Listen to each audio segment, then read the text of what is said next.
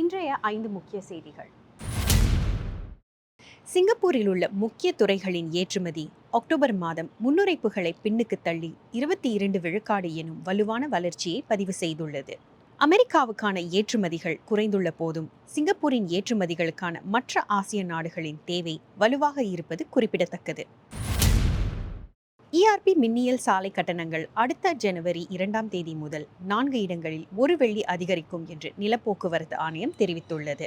அத்துடன் நவம்பர் 24ஆம் தேதி முதல் டிசம்பர் 31ஆம் தேதி வரையிலான ஆண்டு இறுதி பள்ளி விடுமுறை காலத்தில் 6 இடங்களில் ERP கட்டணங்கள் தற்காலிகமாக குறைக்கப்படும்.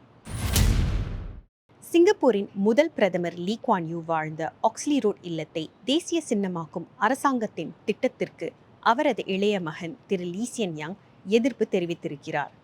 இல்லத்தை இடிக்க வேண்டும் என்ற தமது தந்தையாரின் விருப்பத்தை கடிதத்தில் குறிப்பிட்ட திரு லீ சியன் யாங், அவரது விருப்பத்திற்கு மாறாக இல்லத்தை தேசிய சின்னமாக்கினால் அது திரு லீ குவான் யூவை மக்கள் செயல் கட்சி அவமதிப்பதற்கு சமமாகும் என்றார். ஆண்டிறுதி பள்ளி விடுமுறை காலத்தில் உட்லண்ட்ஸ் துவாஸ் நிலவழி எல்லைகளில் மலேசியா செல்லும் பயணிகள் போக்குவரத்து நெரிசலை எதிர்கொள்ளக்கூடும் என்று குடிநுழைவு சோதனை சாவடிகள் ஆணையம் தெரிவித்துள்ளது.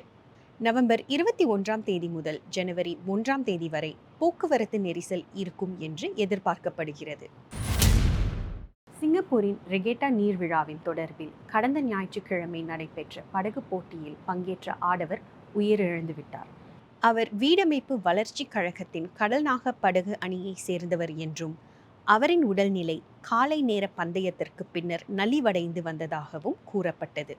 இதுபோன்ற செய்திகளை உடனுக்குடன் தெரிந்து கொள்ள தொடர்ந்து தமிழ் முரசுடன் இணைந்திருங்கள். தமிழ் முரசுக்காக கீர்த்திகா ரவீந்திரன்.